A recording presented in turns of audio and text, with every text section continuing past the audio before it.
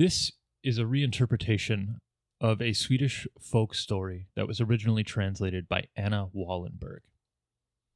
I, James, have taken the time to reorganize this in a way that seems to make more sense for me. This is not a comment on the original work, just an adaptation. That being said, a lot of the themes and concepts in this intro are not representative of the Uncharted North Network and how we personally feel. It just was part of the story to keep it in, and it felt disrespectful to remove it. Part 1. Once there was a farmer's son called Lars.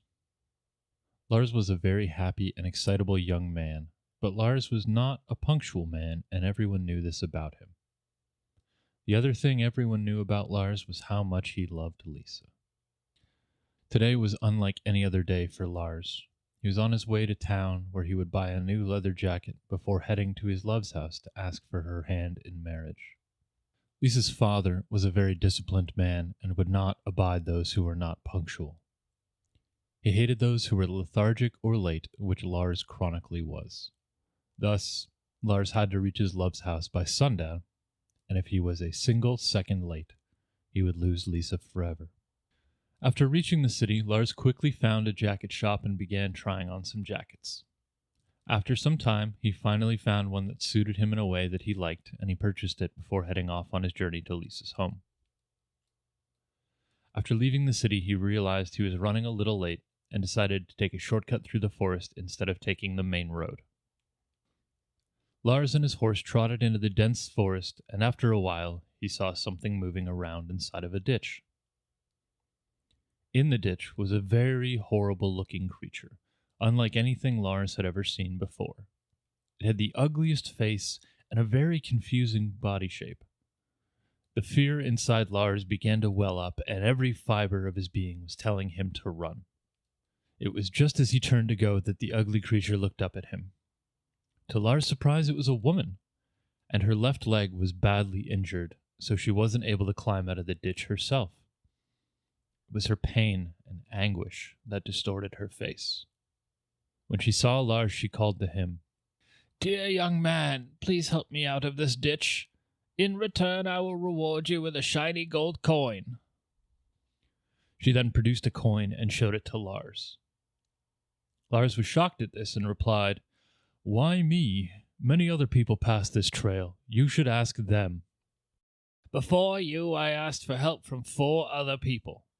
Each one of them took the coin and ran off without helping," she replied defeatedly. "All I wanted was to gather the resin of the 7 pine trees planted in a straight line and apply it on my wounds." Lars, knowing he was already running late, replied, "Then you must wait for another passerby, as I must go right now." He called as he turned to mount his horse. That is when he heard a haunting cry from the distance calling out.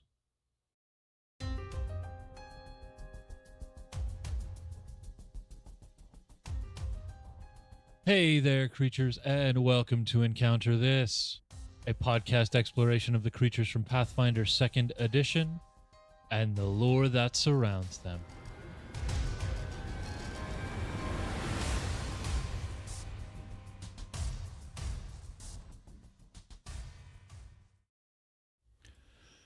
Hello there, creatures, and welcome to our latest episode, a fun little suite that we are calling Trollvember. I am, of course, your host, James Mutant Runt Kid, and taking us through today's episode is Freeman Scraggly Eyston, which is a little less accurate than it was the first time we recorded this. Oh, the expose, the re-record. Yeah, I mean, so I should own my mistakes. I accidentally deleted the video of the first take, so this is our second take. It is much later at night. I am much worse for the wear, but this episode is going to be good. The first one was fine. This one we're going to make sure is excellent. It's going to be awesome. Just keep in mind that worse for wear in parlance for James means he's feeling a bit cranky, which means every time I make him laugh, it's that much more evidentiary that I'm actually funny. So I just want to throw that out there. I don't think there's ever been any debate that you're actually funny. Perfect. Because Lord knows I think I'm funny. Good. And if you listeners want to follow along at home, you can do so on Bestiary 1, page 314, and Bestiary 2, page 246 and 265. So, Freeman, tell the listeners about trolls, because I already know. That's not true. I actually don't remember most of what we talked about the first time we did it. None of this stuff sinks in until I edit it. Yeah, that's totally fair. Yeah. Didn't even get to the editing process, everyone. No. Totally. At least that makes it less of a waste of time, though, which is kind of, again, like I've said behind the scenes, is just I'm us a silver lining getting to hang kind of guy. Yeah. Yeah, trolls are pretty cool. Trolls are classic. Trolls are simple in a way, in a really fun kind of way, I think. And of course, Trollvember, because for whatever reason we ended up me taking the lead on this one for the most part. Expect another change up in the format. We're actually probably the first week we're not doing weekly, but the format will be kind of all over the place because yours truly, you're welcome. I like to change things up. It's also our show. It's our prerogative to change things up. Yeah. I like to throw the old challenge in there. Okay, troll. Let's go with the troll. Let's talk about Le Troll. We're going to cover 3 trolls today. Well, we're going to cover briefly a good number of trolls, particularly from 1E, but very briefly. But for 2E, we are covering 3 particular trolls. And we will start with the one that is about 12 to 16 feet tall, gangly, green-skinned and maned, as you might expect, and has a massive, slobbering, fanged mouth filled with jaws and big old vicious claws. I mean, what more do you need? That's... All right, I'm about 4 minutes late, but here we go. Okay. If you just jump to the chapter markers. I never. This happened before too. I never remember the first splash screen. I always forget that it's there. You should just put it in the dock. Splash screen. If you happen to need more than this greenskin troll, we also have the slider framed 11 foot tall, about 900 pounds or 408 kilograms one that is adorned with trophies of bone and flayed hide, rime stained claws and hoarfrost teeth, and I quote, sickly cracked fleshy ice. Sorry, let me try that again. And I quote, sickly cracked flesh of icy cerulean pallor. Which is quite dramatic of a description. That is very dramatic. And we also have the alternate of a 14-foot tall, 2,000 pound, about 907 kilogram troll with flinty skin covered in minerals and crystals, iron sharp claws, and mouths replete with crystalline fangs. We have the troll, the frost troll, and the cavern troll that we're going to cover. And I think they're all pretty cool, if you ask me. And they all kind of touch on that classic feel in their own ways. Well, all those descriptions make them all sound really metal. Like everything we've touched on so far actually reminds me a lot of hags. So let's see how that. There is, I would say, there's less variety overall, or I don't know. Maybe that's not strictly true throughout Trollvember here. But there we got green. Yeah, we got frost, and we got crystal cavern. teeth. Yeah, okay. It's looking pretty good so far.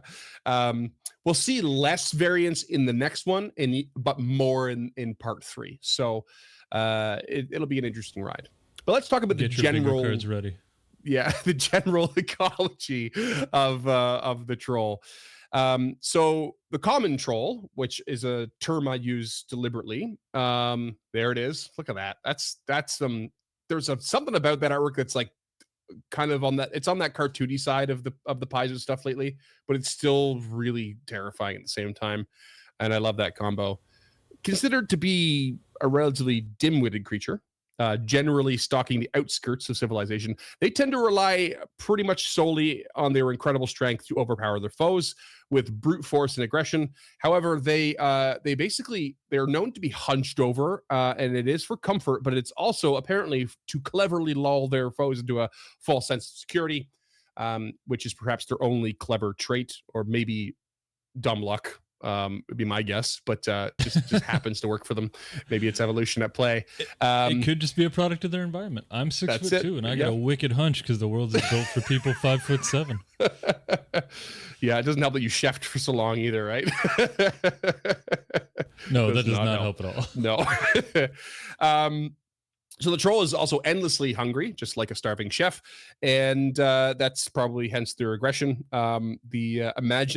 Imagine, and I know you can, being hangry all the time. Just shots across the bow all day. It's too easy. And so basically, a troll will eat any manner of living creature, and their constant feeding has led to a sort of infamy, as it were. And said infamy includes legends about the regenerative. Oh, I'm gonna have a hard time on that one today. Regenerative. Well, I can't say it. Have I said it right yet? What the hell? Nope. Regenerative. That was it. There you go. Abilities. Wow. What the hell? You said it. You said it. You heard it here first. Part 2 is the better one. The part 2 of part 1. So the common troll is described thusly in the lore, which is great. Slavering, cruel, and invincible. And however, this doesn't quite do the justice for its capacity of destruction. We have a bit of an odd reference here, near not quite verbatim quote, but Paizo did put on this particular creature that they are as capable of bloodlust as orcs, which is not conducive with their current stream of writing, because they've been pulling away from that sort of stereotype. But there is a history of it, so they basically their purpose of saying that is to compare it with what orcs have been known to be, but trolls lack the discipline that an orc might have. They go on to say more things like you can combine this sort of same size and strength as a giant, but then you're adding the regenerative abilities on top of what a giant can do. You could also consider them as nearly as reprobate as ogres, but with double that strength. And I thought reprobate was a really cool word. I had to double check the meaning on it, but I thought it was like very evocative. And it kind of just means unprincipled. It used to actually mean like a sinner guaranteed for damnation way back when. But I thought it's just like very explicit. Yeah, it's a very punchy word. They're nearly as reprobate as an ogre. Here's a direct quote to: "The only way to really understand the wanton violence of a troll is to experience it firsthand, a fate few would wish even upon their worst enemies." I'm quoting this for a particular reason, because it reminds me of the one time that a troll came up in our 2nd edition playing, and somehow you guys managed to find a diplomatic solution. And it made me think, where did I go wrong? Right. GM. I forgot we talked our way out of that. Talked your way. You didn't quite befriend the troll, but you convinced it not to attack you while you went and killed its basically boss. And I thought that was I thought that was really funny in retrospect. I clearly did not look into trolls heavily enough when I ran that bit. But anyway, as the lore continues, it sort of repeatedly implies that the troll is what it can do and will do, and how to stop it, in fact, is common knowledge. And I think this is an important point, which is something we're going to kind of cover in the stat block. But you're basically expecting violence is one thing, but the regeneration of this thing is a whole other obstacle, of course. And it is known that acid or fire will stop the regeneration, but simply slaying it with a flame weapon or a flask of acid or some such is not quite enough. Even the smallest scrap left behind is said to regenerate eventually into a full-grown troll, so long as it's given enough time. So you've got to burn it all if you want to truly stop it or get rid of it. Okay. Which I feel like it's just feels like such a classic trope, although somewhat unique. I just kind of love it. I think it was I love you. the idea that they've just baked it in, like that it's just common knowledge that like you don't even have to roll a skill check for it. You just get it. You just know that. Yeah, that's the thing I'm going to cover it. in the stat block specifically. Actually, that Okay. exact thing, and there's a reason why, which I thought was kind of cool. But yeah, I think it was you too that had mentioned. I don't know if it was our first attempt at recording this or it was elsewhere, but it was like about how fire is like sort of this quintessential terrifying thing in real life, and then in fantasy and all this stuff. It's like it's the one thing. If fire can't kill it, you should be afraid. You know? Yeah. And, I don't know where I mentioned that either, but it may have been in the first recording. But yeah, it's a pretty universal damage dealing substance. There are like a few organisms on Earth that we know of that can handle it, and they're not carbon based. Most of them are silicon based. I can't speak for the entirety of that particular populace, but sure. Yeah, it is crazy when fire doesn't hurt shit. So yeah. It's nice to know that these at least conform to that trope a little. Yeah, exactly. In a very specific way, in fact, which I think is kind of fun. So you can expect a troll to be a solitary hunter. I would assume because they probably tend to eat each other because they're ravenously hungry all the time. Right. And even like other giant related creatures they want nothing to do with them. They're just like too chaotic, I guess. But on occasion, you will find a wandering group of like 2 or 4, but it's only if there's plenty of food or if there happens to be that classic crossing of territories of a particularly powerful common enemy kind of thing that might kind of like temporarily group up. In very rare cases, there will be a powerful troll that has like come to be capable of like leading a small tribe. These are called troll kings, which we'll cover in part 2. And they've basically managed to sort of muster enough cunning to lead followers into like brutal raids and massacres. And the presence of such a group, I love this, the presence of such a group is bound to permanently alter any ecosystem it marches through. So that gives you an idea of just how destructive a group of trolls can be. And perhaps gives you some idea of what one can be like. Yeah. That's actually crazy. That is crazy. Yeah. Like forget permanently alter the ecosystem. Like that's like Napoleon marching his French armies through Europe and salting the earth behind him kind of crazy. Right. Yeah. It's like it makes you think of when we covered the Catablopus, you know, where it's got like this sort of like lair aura that like totally like makes things die and rot and stinky and stuff like that. But this is like through sheer action and not like casual passing by. It is like destruction, you know. This isn't a byproduct. This is just straight ravaging. So it's pretty intense. So I thought that was a neat little fact. But of course, the common troll, as it were, is but one creature. There are a number of varieties.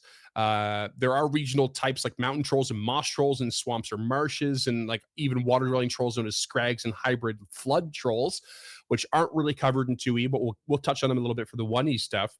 But let's move on to the next one, our more slight version, the frost troll, which is no less nightmarish. Before we get there, I just want to give an audio description for those listeners. Oh, yes. Please do. It is green. Yep, very covered descriptive. That. It's also kind of porcine. Like it has like a boar-esque mane. It has like tiny little hooved. They're not hooved feet, but they look like they should be. They're like clawed back feet. It's definitely got clawed front hands, and it's in this like powerful parkour leaping sort of position. Yeah. And you could see the slobber. Like it looks like it's all over its own belly. It's just like coming at you, and its jaw looks like it's almost been like disconnected just to bite you in one. It's got this massive snout with like an underbite and like these dead eyes and pointy ears. It's really interesting artwork. And like you said, it does lean on that cartoony side, but it's also kind of frightening, which is a nice line that they walk. I didn't include it here, but the artwork for the troll you did encounter looked much more docile than this. It actually looked reasonably friendly. Oh yeah. So it probably lulled you into that approach in a way, the artwork alone. Right. Well, that was an interesting situation because Corvin, It really was. my wizard at the time, was a monster, and he was trying to convince another monster. Yeah. That was a hell of a session. Yeah, he is an odd character, but but yeah, let's look at the Frost Troll. So like I said, no less nightmarish at the end of the day, probably because they come with a little more cunning than the average, and they actually often hunt in packs of 3. One usually attacking openly and aggressively, while the others lay in wait and suss out any weakness before moving in for the kill. So they're going Jurassic Park Velociraptor style. right, actual pack tactics. Yeah, genuinely enough cunning to like plan it out in some capacity. And then they have another classic trope where they prefer the taste of human flesh. I don't know how many times we've covered that. They have a very, very particular preference for it. 111, I think. It's been exactly 111 so far. But because of this, they will adjust their hunting grounds accordingly. As you can imagine, they live far north, and so when it says human flesh, I sort of at this point just kind of lean into humanoid flesh, maybe, because like even the northern reaches probably have a wider variety. It's not just it's probably still majority human and Golarion, but surely there's a variety mixed in there. Probably bipedal, non-fur based. Yeah, something like that. Yeah. So if you're playing a human, in a northern setting, just make them super hairy, and then the Frost Troll won't prefer you. There's your life hack. Have you met Harold the Hirsute? Yeah. He's my new dwarven fighter. It's not a coat, that's my back fur. The tribe used to shave me once a month to make a new coat. You have no idea how many sleeping bags I have filled. Or baseballs. Or baseballs. Today I learned that baseballs are filled with wool because there was they wanted to keep the wool industry alive. Oh, really? I had no idea. That's funny. Yeah, this is an interesting looking one too. It's got these really stubby and powerful looking calves, but the rest of it just looks like a normal dwarf that's been dunked in blue, sparkly blue paint. Yeah, kind of like a Dwargar or something. Yeah. Yeah, it's still got the pointy ears and the dead eyes and probably an underbite, and it looks like its hair is made of icicles. Oh, yeah. I know what this reminds me of. This is what I picture in my head when people talk about World of Warcraft. This exact cartoonish art style is what I imagine WoW concept art looks like. Right. I could see it. I'm sure there's some WoW concept art that has definitely been reflective of this. I will say that it doesn't reflect the playable troll in WoW, but surely there's a creature that's been fought somewhere that looked similar to that. Definitely. But let's there's not much more to say on the ecology of the Frost Troll than that. But we can move on to the Cavern Troll, which as you would imagine lives underground, travels the Darklands, and they still prefer living creatures as their meal, but they have no problem at all eating rocks and minerals to get by. In fact, if I recall correctly, they have a love just like the Zorn for some like very precious gems and stuff. They very rarely venture to the surface world, probably or definitely because they have a very particular and classic troll sensitivity to the sun, making them very very akin to like Conan O'Brien, the redheaded Irishman. Just get me out of there. And we'll touch on the real world origins of that lore in next episode, because that is is something that takes place in Scandinavian lore specifically, that trolls are awesome, sensitive to sunlight. So that's cool to see it reflected here. But for reals though, yeah, like the sun will like petrify them. Is where that kind of comes in mechanically. Like it's that bad. Okay, it's that bad. We'll get into how it works, because like usual, there's a bit of a process to it. It's not just instant, but it's turning a stone to stone isn't really alchemy. Yeah.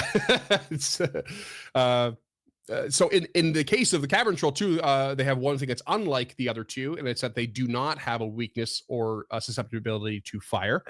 So it doesn't affect their regeneration, but you can swap that in for sonic damage, given their sort of crystalline kind of makeup. So that's your alternative in there, which I love. Do have these like crystals coming out of parts of their body, and it looks like their teeth might even be made of crystals, which is weird and awkward. That would be like my teeth being made of pizza slices. Like it just right. The math doesn't quite add up there. My teeth are made of beer.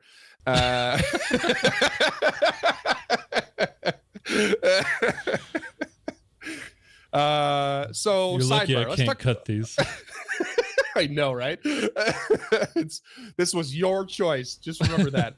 I stand by it. The listeners deserve that one.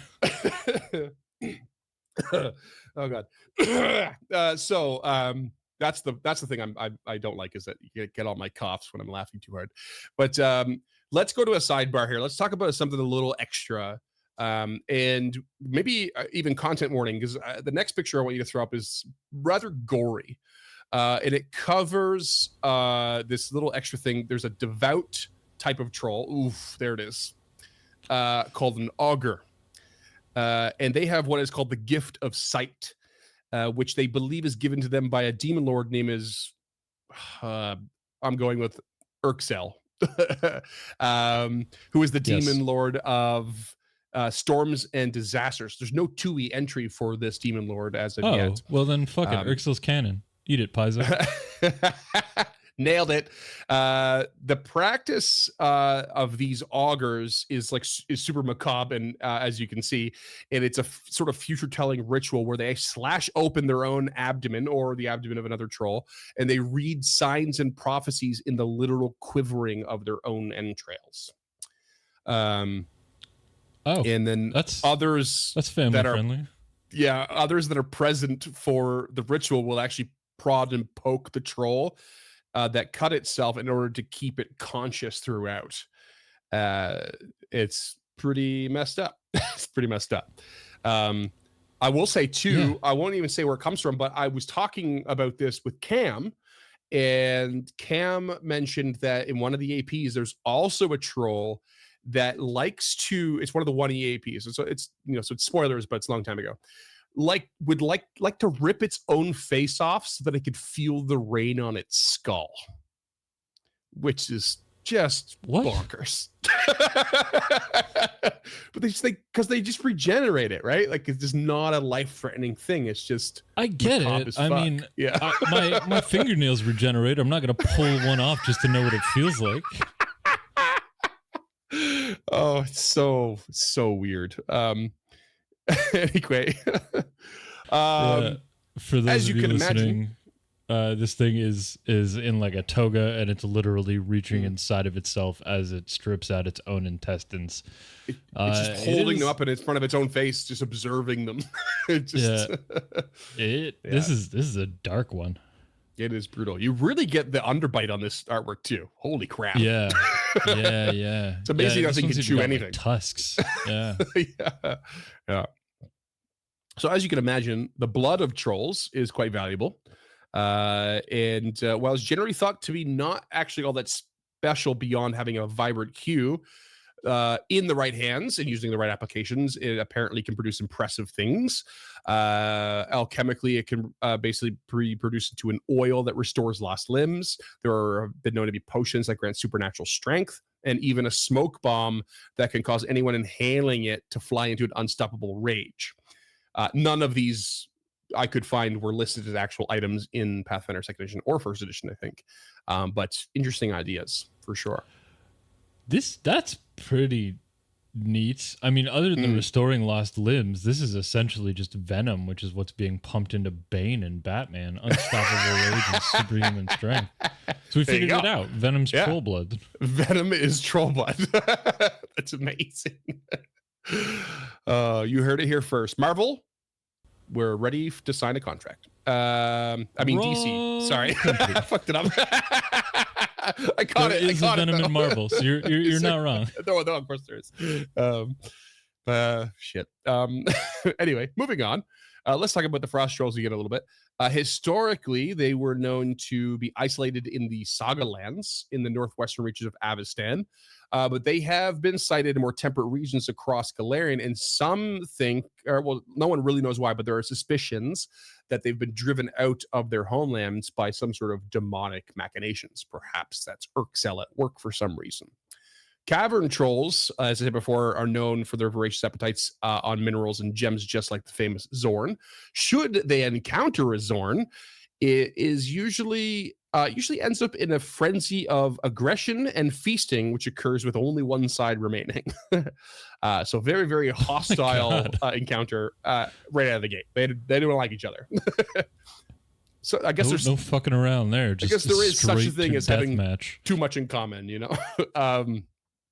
But I love this. The cavern trolls that consume a, quote, critical mass of Zorns can actually achieve a tremor sense ability and become ruling monarchs over their kin in the Darklands. For some reason, consuming Zorns it kind of gives them some extra potential for whatever reason.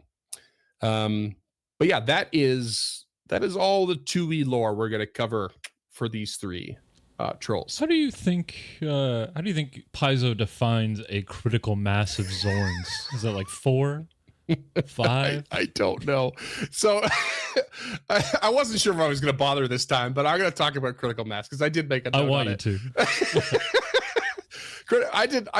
So critical mass is just like reprobate to me was a very evocative term, and I was like, but I don't quite know what it means. So let me just double check the definition. And I thought it was really funny because the definition is hilariously bland for given this situation. So the definition in a non-nuclear sense is the minimum size or amount of something required to start or maintain a venture. So I reworded Paizo's words here for fun. And it reads this way. A cavern troll can become a monarch and gain tremor sense if it eats at least the minimum amount of Zorns required to do so. that's what they've said, but with a a more interesting way of putting it, I guess. But they didn't really say much, at least not in regards to how many. So I thought that was really funny. That's why I wanted you to go back and do it. I really appreciate the work that you went through for that. Thank you. So yeah, let's get into some 1E stuff. Why not? Right. This is going to be the most 1E stuff we cover in this suite. Yeah. There you go. So that's I believe the 1E art for a common troll. Could not really find a bigger image. 1E art is really hard to come by on the Google. For audio listeners, you are missing nothing. Yeah. It's about the same. It's a little more Boresque. But yeah, and it's got this like why me pose. It really does. So we've got of course with 1E stuff, which is some of my favorite stuff in a way, harkening back to some of the old D&D stuff and like Dragon Magazine, whatever. They gave a little more like detail on the biology and stuff. So we actually could have expected males to be 8 feet tall and 300 pounds, where females were larger, 10 to 12 feet tall and 500 pounds. And females had darker shades of green than males. Females would raise the young, but only after driving the male mate away, because the male mate was likely to eat said young. And females would actually live in family groups. They also would cast out or kill any that showed weakness. Killing was usually done through drowning or starvation, which the latter of which, I mean, both are pretty brutal, but the latter of which seems sort of extra cruel given how desperately hungry they are at all times. Yeah. I mean, both of those are impressively cruel. Just one is active and the other's passive, I think. Yeah. And just imagine like do you this, care about this enough to murder it, or do you not care about it enough to murder it? Right. And the more it's starving, the weaker it gets, probably the more abused it becomes. It's a pretty vicious little family to live in. The males being driven out are basically the solitary hunter part. So this is where 2E obviously, they go for a less gender specific approach, on most of the things they're doing now, and so they've kind of like balanced it out. Trolls are kind of more generally this, that, and the other, and all of these things at the same time. So and then we have Urxel, the demon lord of storms and disasters, is worshipped as the patron of trolls, and he's known to love he loves toying with trolls and set by basically sending groups of ogres or humans after them, or even storms, or worse yet, forest fires, which is probably one of loved a good forest fire just to fuck with his worshippers. Like he's messed up. It's messed up. That's crazy. Yeah. So, that's like whatever god you believe in sending a bunch of bullets in your direction. Right. Why not? So that to me was like, sort of definitely seemed to have referenced the frost troll, in the coming down further south to more temperate climates, possible demonic machinations, yada, yada, yada. We get a little hint of that apparently in 1E lore. So let's talk about the 1E ice troll, the sort of frost troll equivalent. These were particularly common in Irison. You can see it's a little more garbed up, almost fitting the description of the 2E lore a little bit better, with the trophies and whatnot. They were known to serve the White Witches in Irison as enforcers. In fact, ice trolls were even granted control over an entire district in the capital of Whitethrone. So we already get a more, not just a slightly more cunning than the average, like possibly a much more organized, civilized-ish approach to a troll here. And they were considered to be, of course, more cunning, and were known for using weapons and armor. And they were also known for abandoning their weapons pretty quickly because of the, quote, sheer joy of tearing an opponent to pieces with their own claws. So they really still, that's a civilized sort of kind of approach goes. They definitely would get into that bloodlust pretty quick. Sort of is doing a lot of heavy lifting in that sentence. Yeah. So they did share the 2E love for human flesh. And they would sometimes capture humans and actually fatten them up to make for a better meal later on. So they had a degree of patience even. And they were known also to keep winter wolves as pets, though they were terribly abused pets. And it was their own regeneration what allowed them to survive sort of the very regular bites and frost breaths they would endure from these winter wolves. Apparently it was common to find an ice troll actually working alongside ice giants. So that's contrary to some of the 2E lore there. That specifies, that all giants would sort of avoid trolls in general. No more was specified on that I could find, though. Let's see. I think just beyond that, they just seem to be made out to be more civilized in whatever regard you can kind of conjure there. But yeah, that's the ice troll. And then next we have the rock troll, which is, of course, the equivalent to the cavern troll. Artwork is this awesome thing is here. Actually terrifying. Yeah. you can kind of know, in a way, you can notice there's a bit of a common theme in the art style for the 2E ones. They're very far removed from each other in the 1E ones here. There are obviously some similarities, but the art styles are, very different. Yeah, they're stark contrasts of each other, though there is like similar themes that run through each of them, but these are much more interesting. Seriously.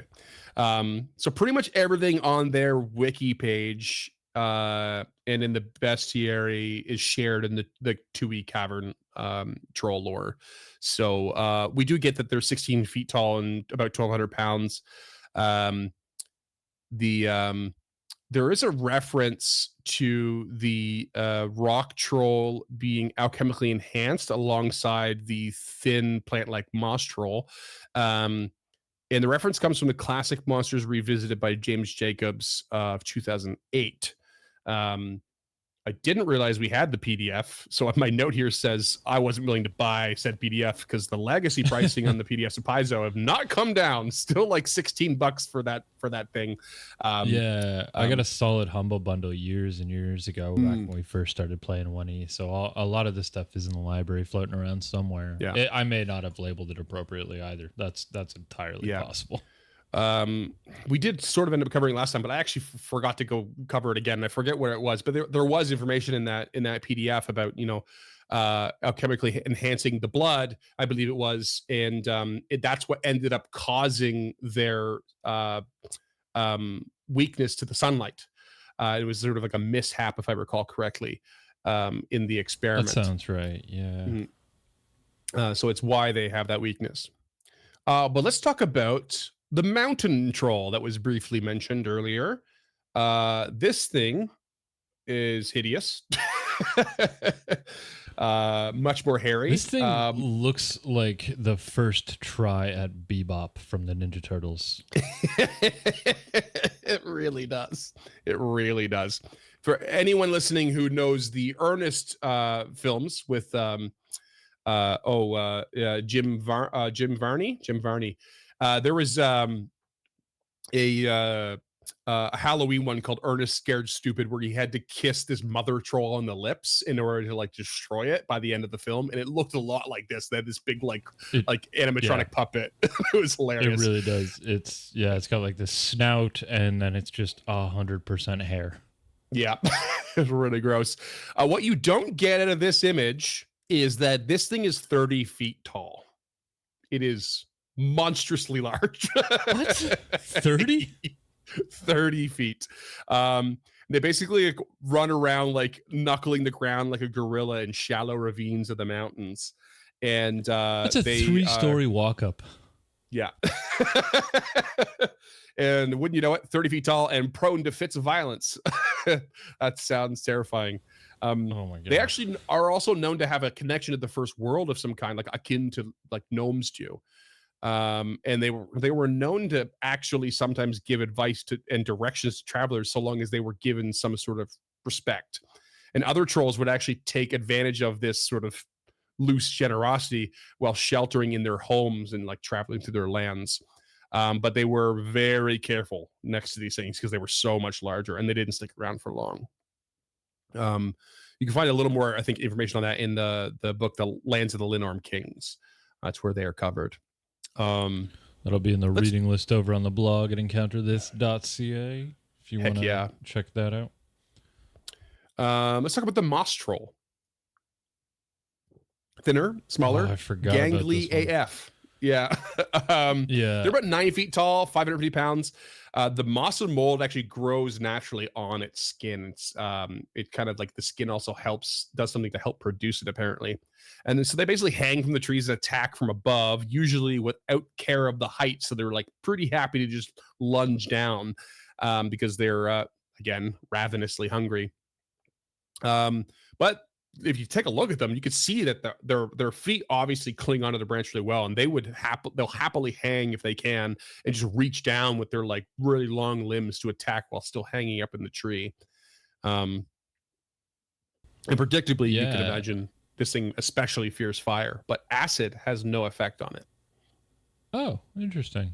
This thing kind of looks like an emaciated dragonborn from 5e. It kind of does. I gave you that for sure. Yeah, it does look sad. Again, with the underbite. Always so prominent. I know what it reminds me of. It reminds me of the Dragon Muppet. Dudley, I think is what its name is. Did you ever see the Dragon Muppet? It's in like newer episodes. Oh, is it? I don't know. Maybe. I'll send you a picture after this. I think it was I think they're in the newer movies. Maybe get it ready for the pop culture segment when we get to it. I will. In one of the other parts. Yeah.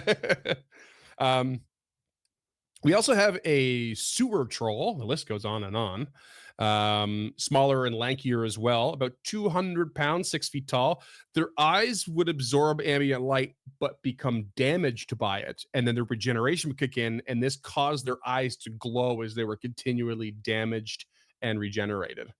Very porcine, this one as well. And look at the length of its arms, down, like, looks like it's got these they don't even look like claws. They just look like really long nails.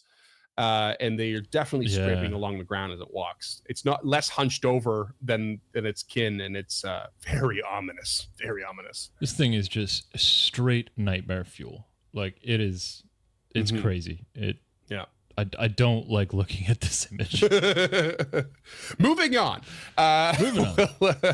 We have what is known as a flood troll, which are related to what is called a scrag. So scrags are aquatic trolls with distant relations to the mountain troll, apparently. They have swim speed, amphibious trait, and the regeneration only worked when they were in contact with water. And they would have litters of 2 to 6 offspring that would often end up having one that was a mutant runt that they called the Aruktai, or half scrag. And these runts would live in the shadows of their siblings unless there was the rare time of twin runts, in which it was considered an omen of storms and floods, and then they would be pampered by their mother and favored.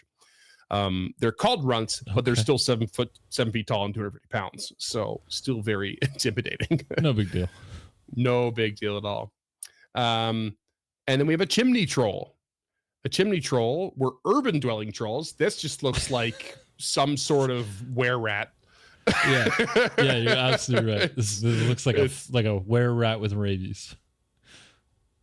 It's just like the only thing it's lacking for a rat feature is like the sort of snout-esque part of it.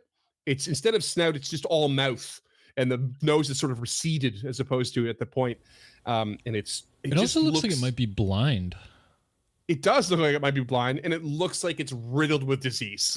It looks like you don't want to touch it. Yeah, you're this calling is what's actually the crew responsible that picks for the up bubonic plague. Yeah, 100%.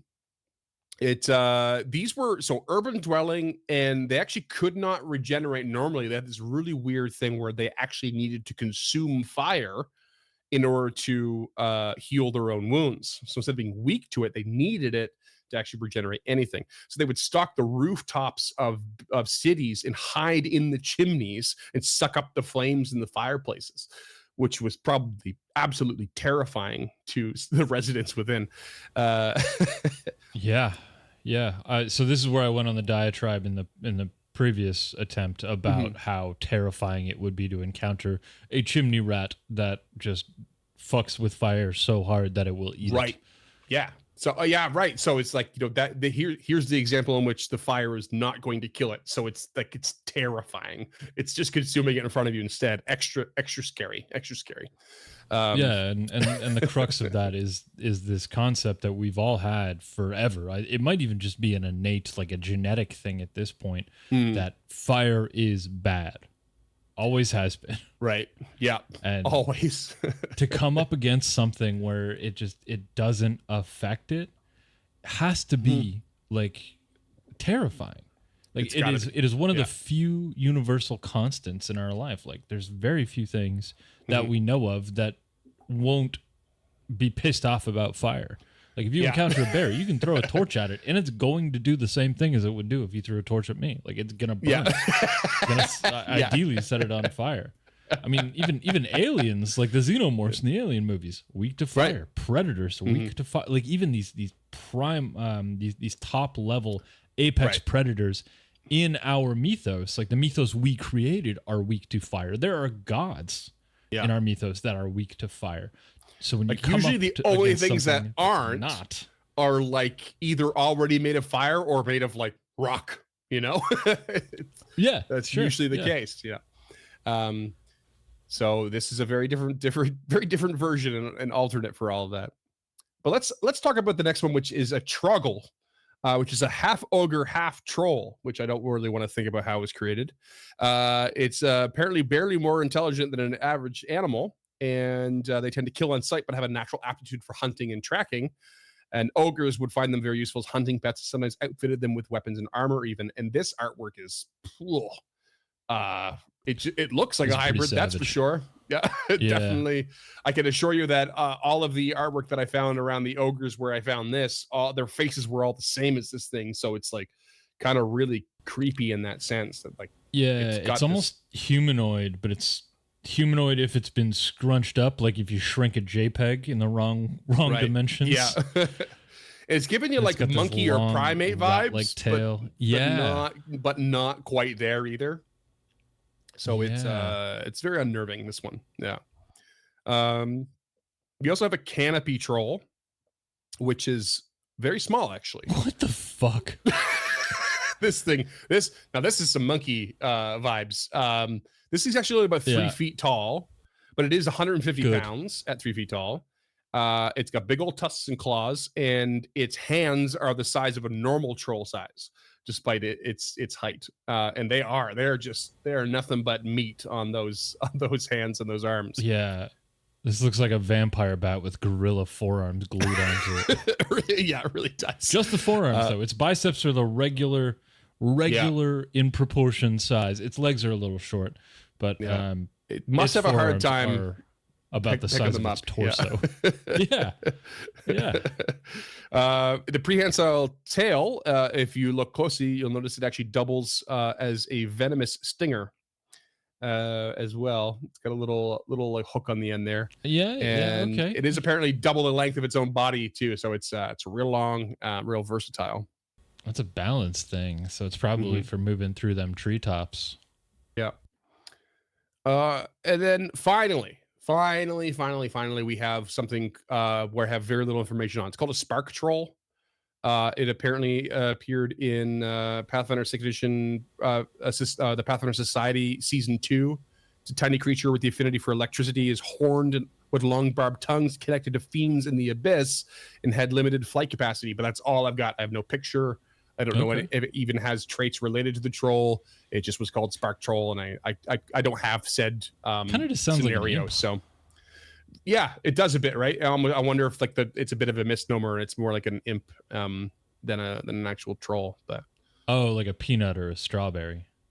Sure. It's not a nut and it's not a berry. There you go.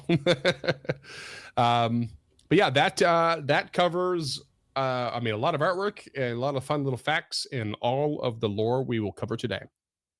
Yeah, that was great. You just fucking machine gun that off. So mad props for that. That was really impressive. Yeah. Let's get into mechanics. We are going straight to mechanics in this one. We will cover some of the IRL stuff, like we said, in the next one. So let's talk about mechanics here.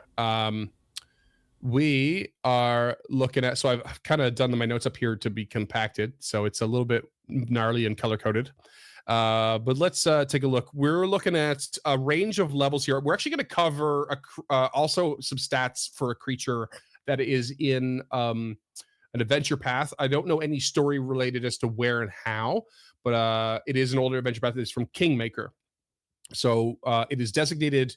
It does appear in 2e because they've recently released it for 2e as a remake, and it's listed as in this epic as a troll warlord. So I don't have any lore story information on that, but we will cover some of the mechanics because they are interesting ideas to work with.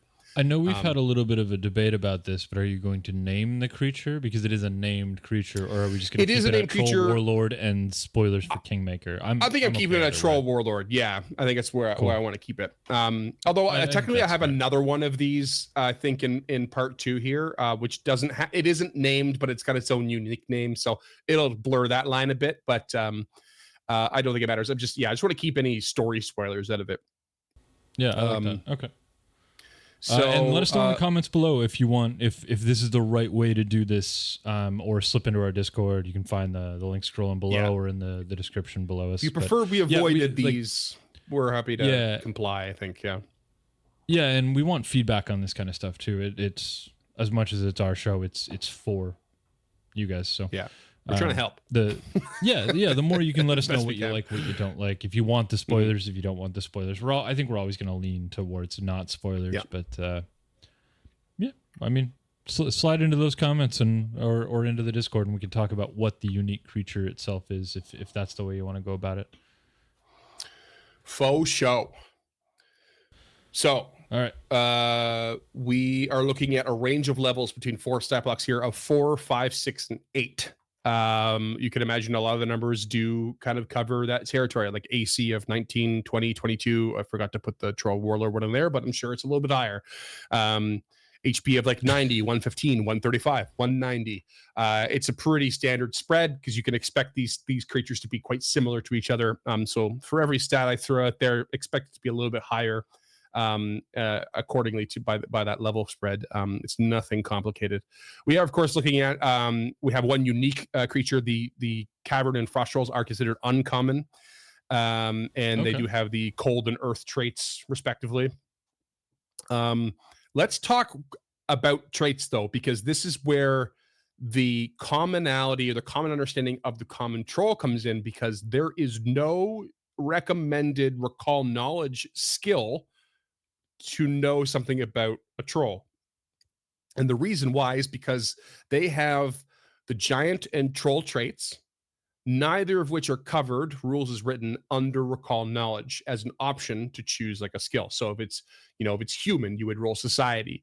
If it's undead, you roll religion. Giant and troll are not on that list.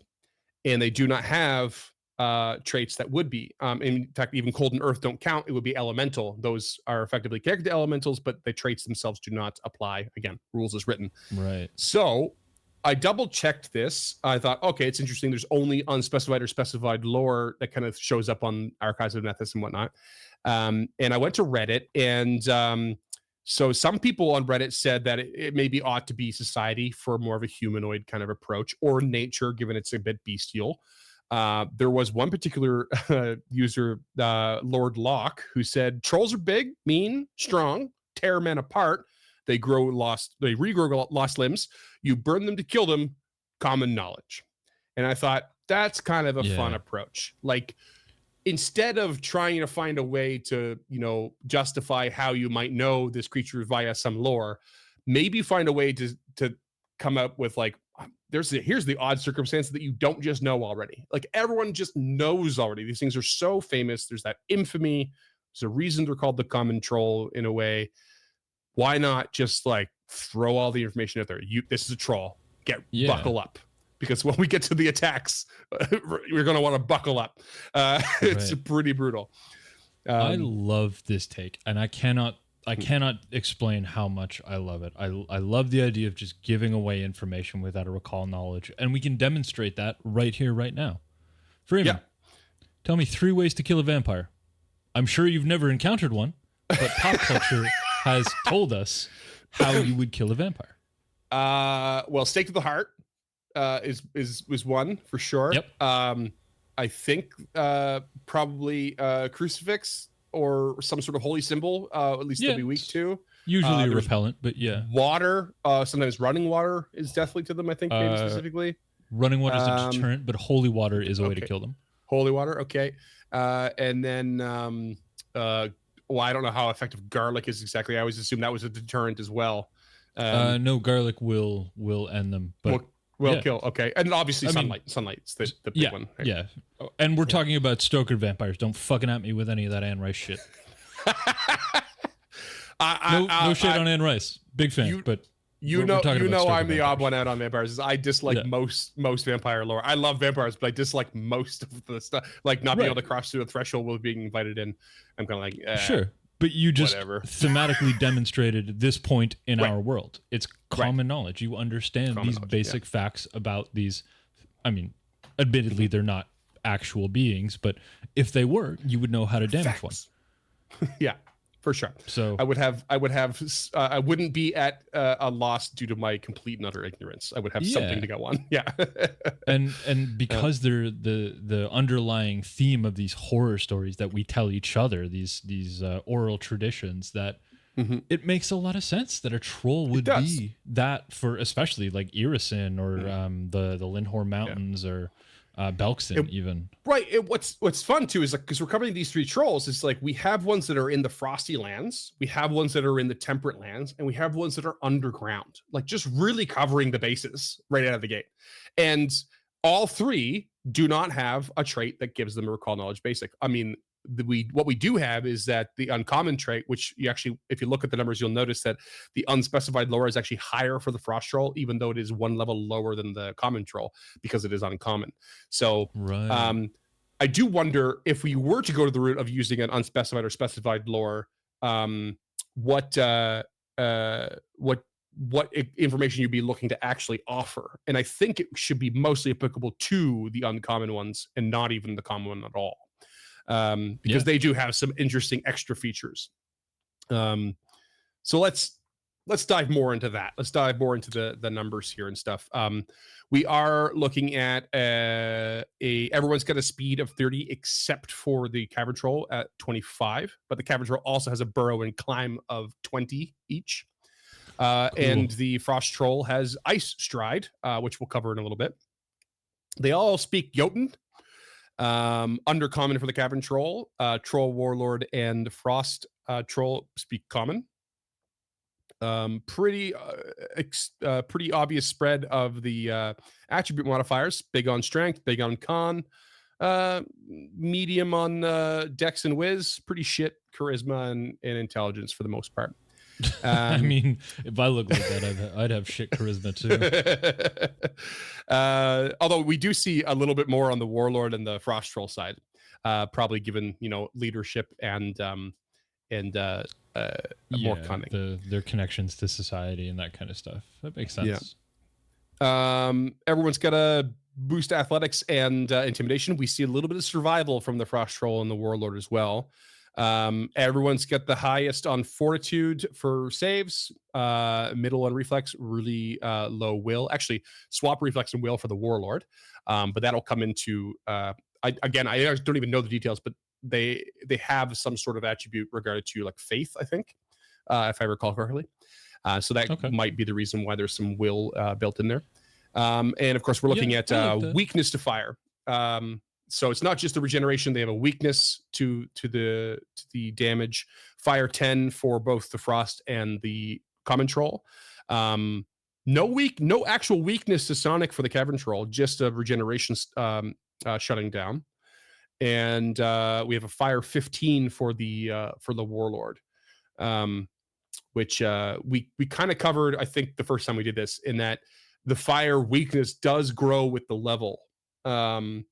It doesn't shrink, and that's because of like the this sort of horizontal progression that Pathfinder 2nd Edition has tried to do with levels, where the regeneration for said creature is going to be more powerful. The weakness also has more detriment towards it, and it's the added things, the things that roll on top, the extra abilities for that horizontal progression that make these creatures interesting. And let's not forget that Frost Troll is immune to cold, and the Cavern Troll is actually immune to bleed. That's interesting, considering we've already discussed that it has that alchemical blood, and if skeletons can bleed, it's weird that troll is immune to it. That's a good point. That is a good point. Maybe they are just maybe they're just tough nuts to crack. Yeah, maybe.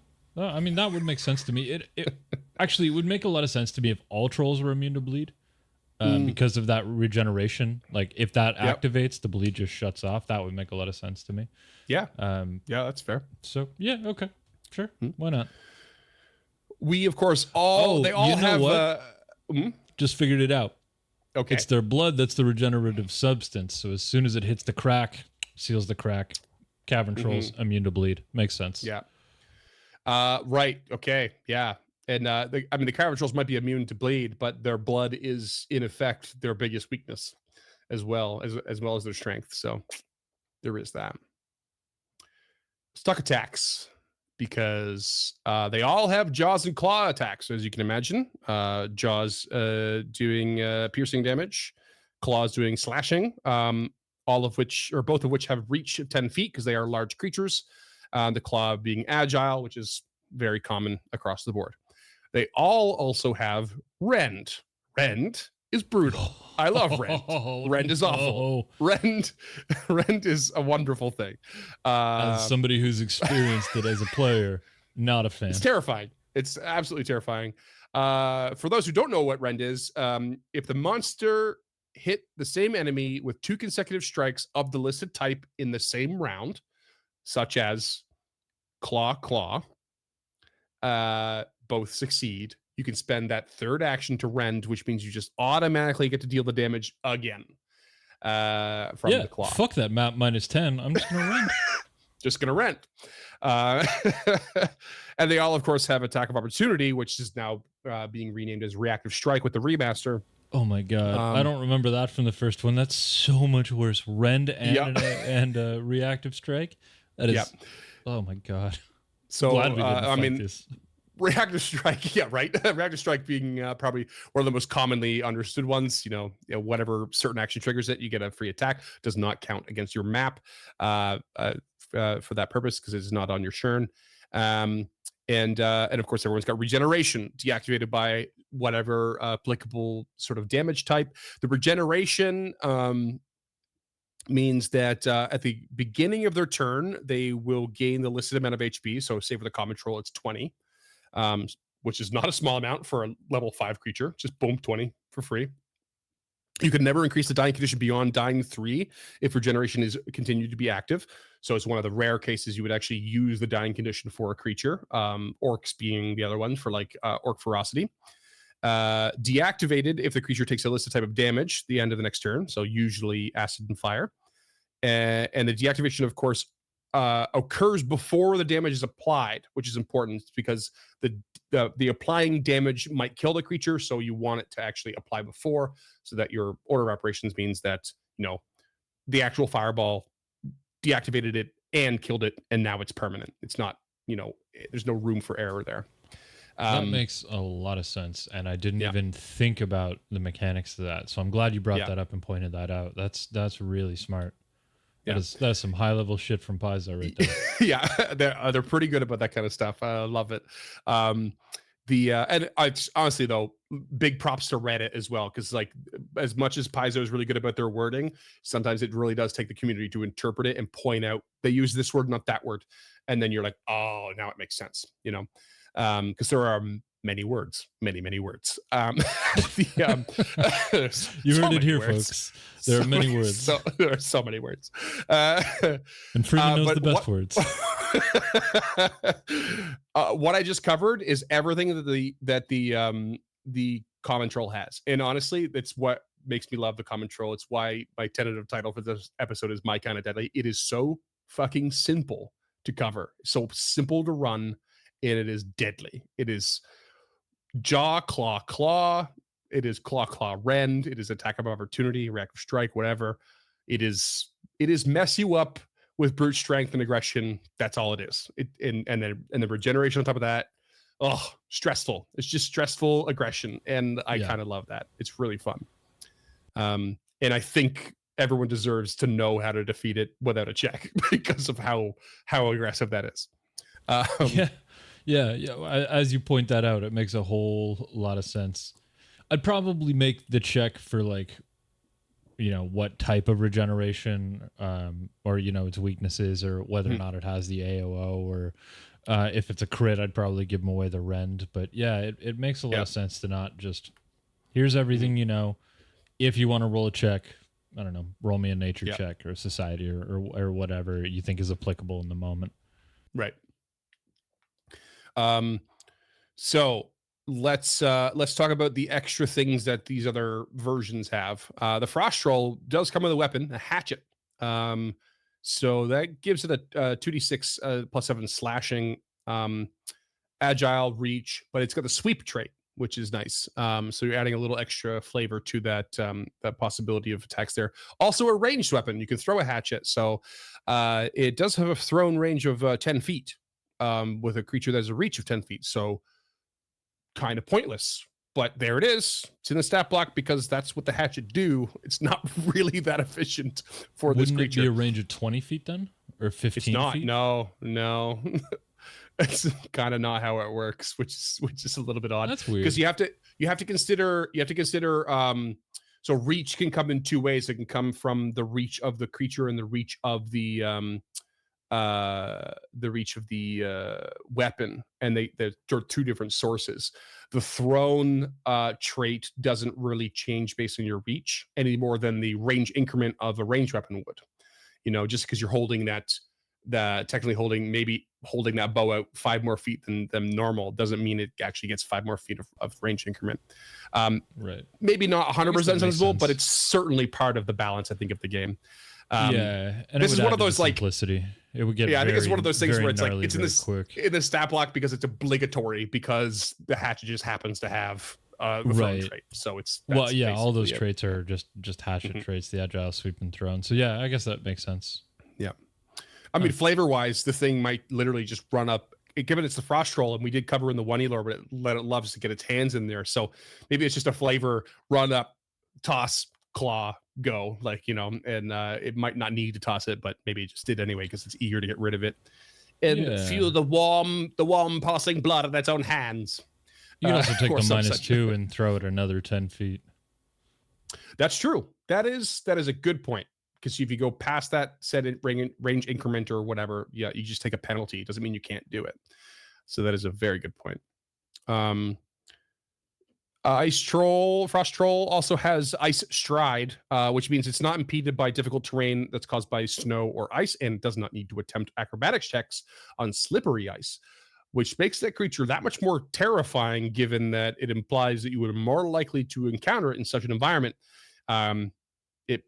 Forget the hatchet. It's no less dangerous than the common troll, despite its level being 1 lower. It's not much less in the damage and its abilities, and you might not be able to move, and you might just be falling on your ass the whole time if you're not making those acrobatics checks in the wrong environment. So it's arguably, we harp on it all the time, but use terrain, GMs. Use it. We just did a fight with difficult terrain in Stemming the Tide, which will come out in like 4 or 5 months after this. But it was excellent. It was so much fun, and it made the fight so much more interesting and dynamic to navigate. Use it if it's available to you. If that's the kind of setting you're in, use it. It's awesome, and it brings out a creativity in your players you probably don't know is there. It can be really, really neat. And don't just consider difficult terrain. Just consider environment. Obviously with something inside, we're playing in a pre-written adventure, and we have this, the maps all made out for us and everything. But sometimes you guys look at those maps and go, "Is that a cover? Is that this?" And I'm like, I didn't even consider that. That wasn't part of my planning at all. But yes or no or what have you, I had to think about it on the spot. But just environment, because there was a fight that I think is out now, or is coming out soon, that it wasn't difficult terrain, but you were in the home of a creature that was far less of a level than you. Should have been easy, but you were in its territory, and it beat the shit out of you. I think that drops Monday, actually. So does it? Yeah, okay. It will be out by the time this gets out. But yeah, it was almost pathetic. I mean, we also rolled very poorly. There was a new party member added. Like it was there were a lot of circumstances, but also we just done fucked up. It was a lesson hard learned. Yeah, it was pretty wild. But yeah, good times. So let's talk about the Cavern Troll. Cavern Troll's got a little extra action here. Rock. It's got the rock action, which is ranged. It basically throws rocks. It can throw rocks like anyone, but better. Encounter this like anyone, but better. New merch idea. This actually comes, they have this creature ability called Throw Rock, which has the interact action. And whether it's stowed or just simply picking it up at your feet, you can throw it with a single action. It has the brutal trait, which is the sort of trait that is only available to creatures, not PCs, that allows you to add your strength modifier to your attack roll. It does 1d12 plus 8 bludgeoning. Excuse me. But it's got a range increment of 120 feet. So it can toss pretty far. This also comes with a reaction called Catch Rock. And of course, it must have a free hand, or it can release anything that it is holding as part of the reaction if it wants to quickly drop whatever it might be holding. And then basically if a rock is thrown at it via a strike, or a rock would fall upon the creature for some reason, again using environment in some way, it basically uses, yeah, right.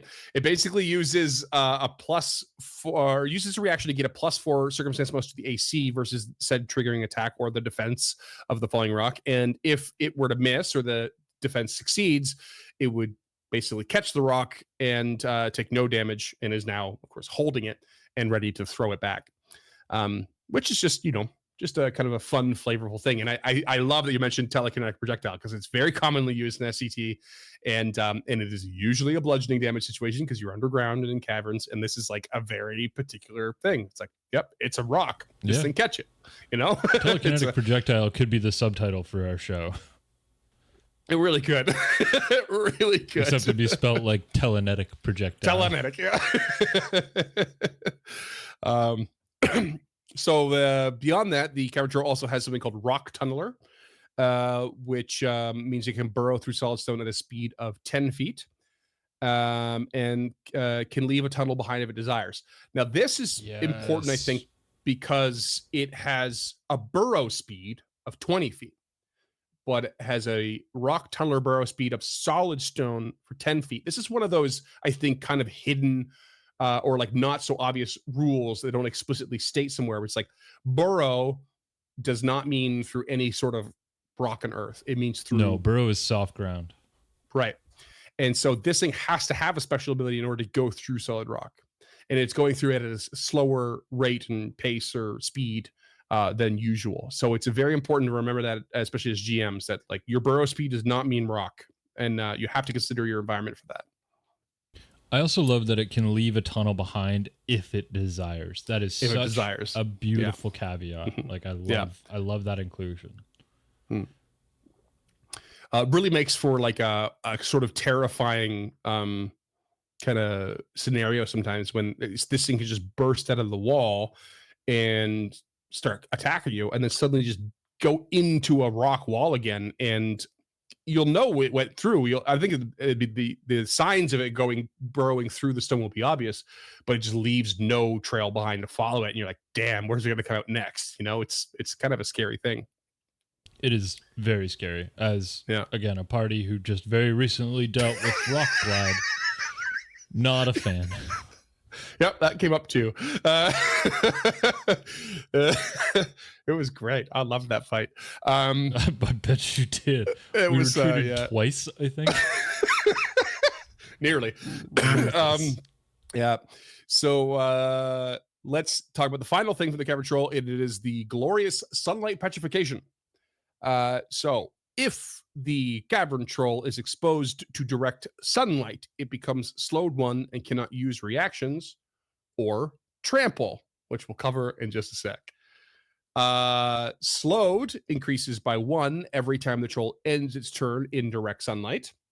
And then if the troll's actions were to be reduced to 0 in this way, it becomes petrified. So basically 3 rounds. That's cool. I like that. So actually, exposed right away. Next two turns, starting in the sunlight, will petrify it. It basically it is restored if it manages to spend 1 full minute in darkness. And spells like Sunburst that create magical sunlight actually cannot petrify the troll in this way, but it will make it slowed 1 for 1d4 rounds if exposed to such an effect. So magical sunlight versus actual sunlight, there is a difference that, and it does affect it in different ways.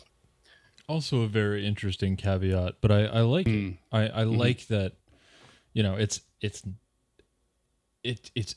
indifferent from actual sunlight. Like you or I would not be able to tell it that it's different. It's UV light, it's the right Kelvin temperature, all that stuff. But I like that, it doesn't petrify the troll, but it is slowed. So I think that's great. I wish that it wasn't for 1d4 rounds and it was as long as the sun was active, because I think there are higher level sunlight spells that are just produce sunlight. Sure, yeah. I mean, I think particularly with Sunburst, it is literally a burst, so it's a there and then it's gone kind of thing. So you're still getting kind of good mileage out of that. But if the classic sunlight spell exists there, I'm actually not sure off the top of my head. And it's like a sort of persistent thing.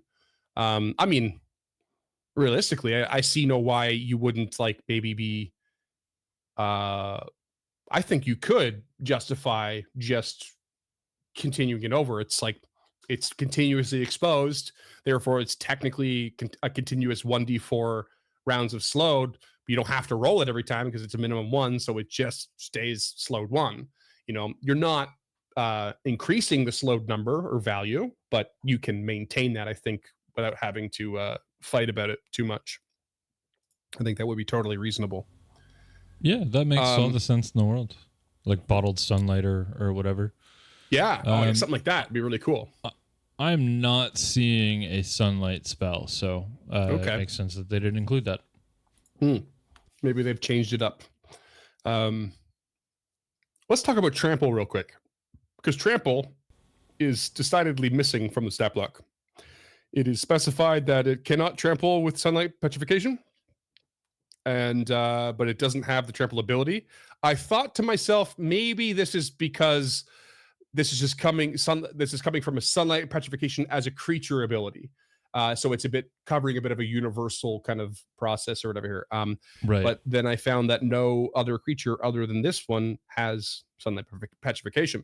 So I think Paizo just, maybe they intended for trample to be there, but removed it later, but forgot it here. But it seems to be a typo as far as I can tell, and it is on Archives of Nethys. Haven't reported it like I did one before, but it might be worth doing. Who knows? I think whatever PDF I have is probably not up to date, so maybe it's been errated at some point. But there is no trample actually involved in these stat blocks. So okay, I don't know why you'd want to trample with this creature anyway. Trample is a tough one. It is 3 actions, can stride twice through the spaces of creatures, and it deals the listed damage of a strike. Like it's fine. The trampled creatures can it's all about positioning, right? Half. It's all about positioning, because you can get a lot of damage in on more targets than normal if you line it up just right.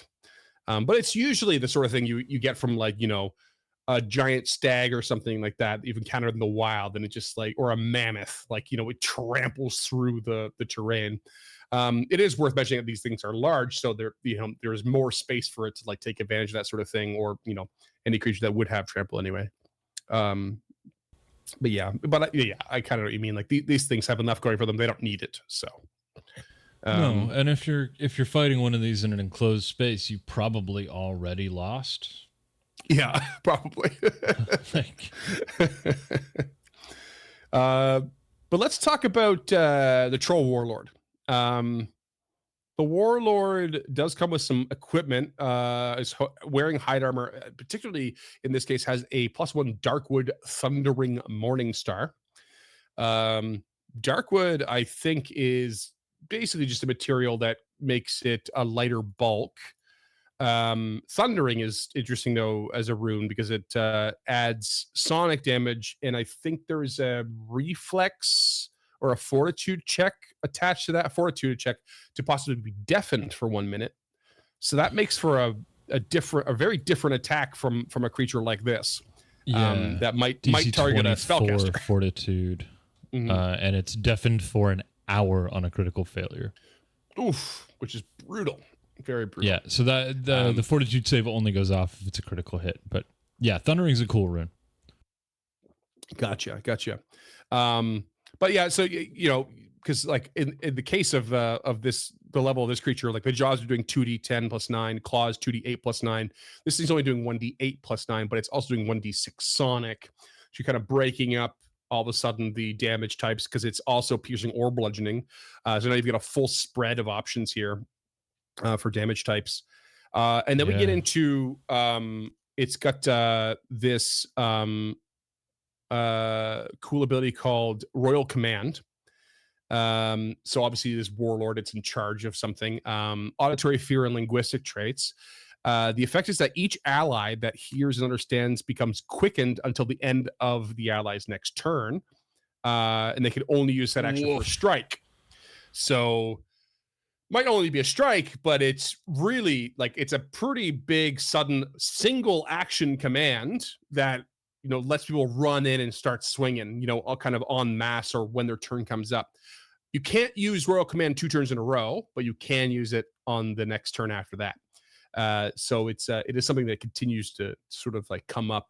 Certainly, it's something you would want to rotate in big time. That's crazy. Yeah, it's so powerful. It's getting right into the Knolls, right? And one of their abilities, if I recall correctly, right? Yeah, the war cry or pack tactics. November meets Trollvember. Who'd have thunk? They also are just going to cover, because they got one really cool ability, but I'll cover one that's like a little bit whatever. It's a passive called Dream of Rulership. This is kind of AP spoilers that are built in there, but they're basically inspired by something in the story, and it basically causes them to have a bonus against fear effects. So if they roll a saving throw against fear effects, the result is 1 degree of success higher. So it's a little extra thing that's attached to this unique creature. It's kind of something that can be added for like story reasons, I guess, to this, but to like, well, any kind of creature you might be building yourself. But I want to talk about this ability that I want to talk about that's really cool is called Shield Rip and Chew. And it's 2 actions. And the requirement is that the opponent has raised their shield, which James is very familiar with that action. Yeah, that's what you do with the shield. You got to put it up, otherwise you get nothing out of it. It's what you do. The effect of this ability is that you attempt to pull the shield away and roll an athletics check versus the reflex DC against the shield opponent, and then make a jaws strike. So you roll this attempt, and if it's a success, the opponent does not benefit from the raised shield for the following strike. And if it's a critical success, the shield is no longer raised. So you've managed to pull it straight down. And this does count as 2 attacks towards the map, but not until after the jaws strike. So it is doubling up on the map, but it is effectively on the best case scenario is right. You are no longer have your shield raised, which is rolling brutal. 2 attacks at your highest bonus. That is rough for defenders. Almost something amazing about having taken away someone's action economy after they have spent it on something, which is a really interesting approach. I think it's a retroactive. No, you didn't do that anymore, or you're not doing it for a moment. Makes the action feel wasted in a very different way. I think that's really neat. That'd be painful as a player. I wouldn't care for that at all. But that's a really, really cool mechanic. Yeah, really, really neat. So Troll Warlord for your listening pleasure. But that's it. That's Trollvember Part 1. It was a lot of ranting, and so will the next 2. And so will all the subsequent episodes. But they know what they're here for. They've bought in by now, I'm sure. But yeah, that's the trolls. I think they are, like I said, my kind of deadly, especially the classic troll. I think they're fun. I have no real changes, I don't think. I just like them. I like the way they are. I think they're each one of them is simple to run, have a little extra flavor added to them. They're easy to track. I think they're just full of flavor, and I think they're wicked. I think they're really wicked. Yeah, I agree. I don't have any homebrew yet. I want to finish writing the next episode before I go into that stuff. So next episode will be mythology and folklore focused with some more stat blocks, if I remember correctly. And then the third and final episode will have even more stat blocks. I think the items are slotting into that, maybe even the pop culture references, which there will be quite a few. So we're going to breeze by a lot of them because I don't care about most of them. Yeah. But, maybe after that, I'll slot in any homebrew that I can come up with in the moment. Because right now, what we've seen so far is just it's great. It's indicative of everything, but normally the homebrew for me comes from that comparison to our cultural, the mythology and folklore. So we can revisit that later. Yeah, that gives the I'm really excited for that comparison.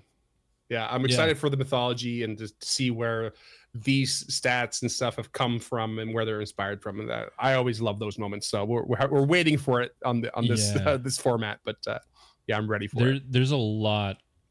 Almost everything we've touched on it comes from one of the cultures that we'll talk about next in 2 weeks. Yeah, but really cool. Hold on to your butts for that, listeners. If you like this or any previous episodes or upcoming, you can help support this show and the whole network over at patreon.com/unchartednorth. $5 a month will get you a handwritten thank you letter. I'm not just going to type it up. It's not a form written letter. by hand. I handwrite these with a fun fountain pen. They're all tailored to each individual. You get some other goodies in the envelope too, so it's not a bad deal. For $10 a month, though, that's where things start to get really interesting. You can tell us what we're covering next. We've had a slew of those recently, and they've been really fun. So yeah, Skull Taker, Nixie, people will be jumping on the train. Yeah. If you want to get yourself some merch, maybe one of these cool dad caps, you can find those over at unchartednorth.com/shop. We are working to add some new items for the new year, so hopefully those will come out eventually. Right now, it's still all the same old song and dance, but we got that beautiful compass logo, and we got Cruddy slapped over everything you could possibly want. For the show notes and the reading list, you can find those all over at encounterthis.ca. If you're an audio listener and you want to see what we look like or what these trolls look like, you can do so at youtube.com/@encounterpod. And if you could rate and review on your platform of choice, that really helps us out. If you're on the YouTube, you know what to do. Like, subscribe, hit that bell so you're notified every time a new episode goes live. But everybody, each and every one of you, tell a friend. You never know who's going to be into this weird shit that we do. You never know. And don't forget that we just recently, kind of going back to our 5e roots a little bit, myself and one of my good friends, John, from the East Coast of Canada, who lives near Duncan from Stemming the Tide, we started doing just a casual live stream of Baldur's Gate 3. John was one of my early hopefuls for the actual play podcast, but he could not commit given school and stuff. But he's this wicked fun, awesome, funny dude, and we have a great rapport. And it's super casual. We're not trying to impress anybody with our performance there, but it's a pretty fun romp. And we're trying to do those as consistently as we can every Monday, somewhere around 3 p.m. PST, West Coast Canada time, whatever that works out to be. If you want more information about that, just you can find all that. We post all these updates on our Discord at unchartednorth.com/Discord. That will get you a direct link directly into our Discord. You don't have to go to our website. You don't have to click a link in the description. You can just type that in. You'll be shunted directly into our fan hub where you can interact with us. You can get the announcements when all these things go live. But yeah, check them out over on youtube.com/@unchartednorth. That's where the live stream lives. Mm-hmm. And I believe you can go back and check out any of the VODs. So you can go back and rewatch to catch up if that's something you're interested in. It'll all be on demand. Yeah. Yeah. But that's going to do it for us for this week, creatures. We will see you again in 2 weeks with Trollvember Part 2. No Thanks, subtitle friends. yet. No, pending. Subtitle pending. Pending. I'm gonna call it that now. Yeah, I know you are. I fucking know you are. Take care. Until next time, creatures. Thanks, as always, for listening to Encounter This.